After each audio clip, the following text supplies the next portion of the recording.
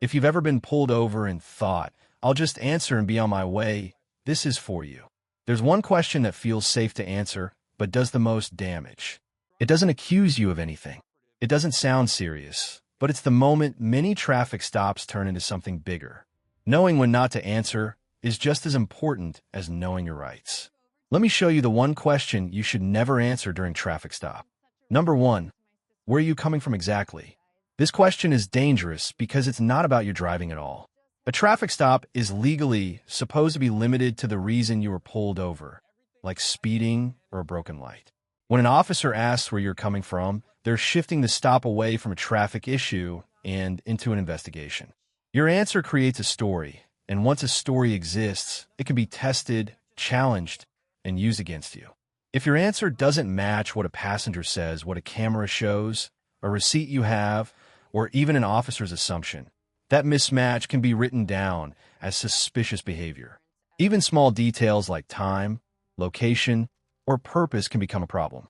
Legally, you're not required to explain your movements.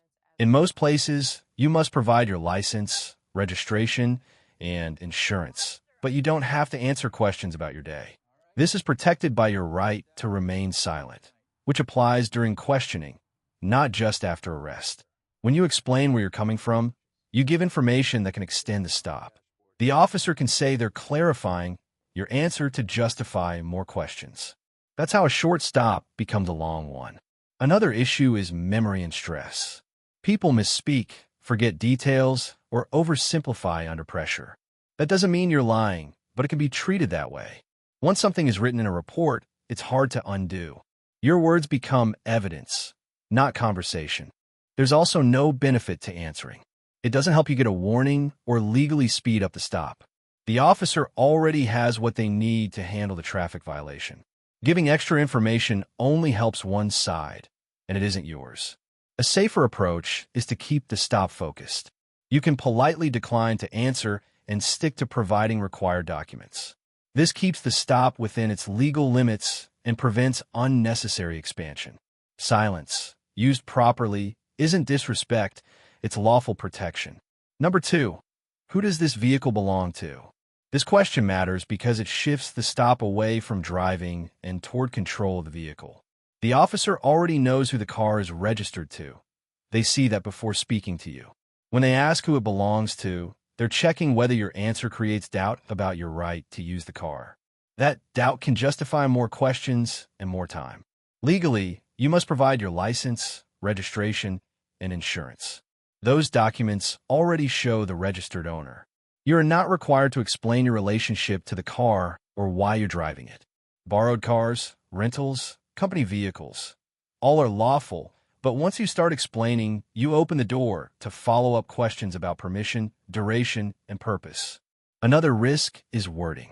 People often over-explain, saying things like, "It's not really mine," or "I'm just using it." Phrases like these can be misunderstood or recorded in a way that suggests uncertainty or lack of authorization. There's also a consent issue. If you say the car belongs to someone else, officers may claim you can't refuse a search. If you say it's yours when it's not registered to you, they may suggest you're being deceptive. Either way, answering puts you in a difficult position. Your obligation ends with producing valid documents. Ownership questions go beyond the scope of a traffic violation. You have a right to remain silent and to keep the stop focused on its original purpose. The key point is simple. This question doesn't help you. It only creates risk. Let the documents speak for themselves. Don't volunteer explanations you aren't legally required to give. Number 3, do you have anything in the car I should know about? This question is dangerous because it has no clear limits. Anything isn't defined, and should know about is intentionally vague. It pushes you to guess what might matter and volunteer details you don't have to give. Legally, you are not required to disclose the contents of your vehicle during a routine traffic stop. Your duty is limited to identification and required documents. Silence is lawful. Talking is optional. The biggest problem is that normal items can be turned into suspicion. Cash, tools, medication, or personal property can all be described as unusual once mentioned. The officer can then ask follow-ups, extending the stop and moving it away from the original traffic issue. There's also a memory issue. If you say no and a harmless, forgotten item is later found, that statement can be framed as misleading. What matters isn't your intent, it's how it's recorded. This question is often used to lead into consent searches. If you mention something, the officer can ask to see it. If you hesitate or change your answer, that hesitation can be called suspicious. None of this helps resolve the traffic stop faster. It only increases risk. Your rights allow you to decline to answer broad, open-ended questions. Keeping the stop limited protects you. You don't need to guess what the officer wants to hear. Number 4. Why are you so nervous? This question tries to turn your natural reaction into evidence. Traffic stops are stressful for most people. Lights, uniforms, and authority create anxiety even when you've done nothing wrong. When an officer asks why you're nervous, they're not trying to help you relax. They're trying to get you to explain your state of mind, and your words can be used to justify more detention. Legally, nervousness is not a crime. Courts recognize that many people get nervous around police. However, officers often note nervous behavior in reports as a reason to continue questioning. Answering this question gives them a quote to attach to that observation. Another problem is that there's no correct answer. If you say you're not nervous, your body language may be used against you. If you say you're nervous, that admission can be treated as suspicious. Either way, talking doesn't protect you. You are not required to explain your emotions or mental state during a traffic stop. Your right to remain silent includes questions about your feelings and reactions. Choosing not to answer is within your rights. This question shifts control from the traffic violation to subjective interpretation. Silence keeps the focus on objective facts. Number 5. Mind if I take a quick look? This is one of the most serious moments in a traffic stop. It directly asks you to give up a legal protection. When an officer asks to take a quick look, they're asking for consent to search your vehicle. If you say yes, the search becomes legal, even if there was no strong reason for it beforehand. The Fourth Amendment protects you from unreasonable searches. That protection is strongest when you do not give consent. Refusing consent is not a crime. It's the normal use of your rights.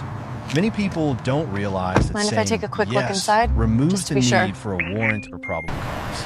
Consent is Mind if also I take a quick broad. look inside? What sounds like Just a to be quick sure. look can turn into a full search of areas, containers, and compartments. You There's seem a often bit pressure nervous. to agree. Is everything okay? People worry that saying no will make Why are you things so worse. nervous? But legally, I'm just that late for concern work. is misplaced. You seem a Officers bit are allowed nervous. to Is everything ask. okay? You are allowed to refuse. Why are you Consent so must be nervous? voluntary. Once you give I'm just late consent, for work. it's hard to undo. Anything While we're found here, can be do you have used, anything in the car I even should know if the about? original stop was minor. Allowing Weapons, a search anything doesn't like that? guarantee a warning or speed up the stop. While we're It here, only do you increases have anything in the exposure. car I should know The about? safest approach is to Weapons, keep the anything stop like that? limited to its original purpose. You can clearly and calmly Nice decline car. consent. This keeps your legal Who does protections this vehicle belong intact to? and Well, it's prevents my brother's. unnecessary escalation. Using your right to refuse Nice car. isn't disrespect. It's a lawful Who does this boundary. vehicle belong to? This question Well, is a it's my turning point brother's. in many traffic stops.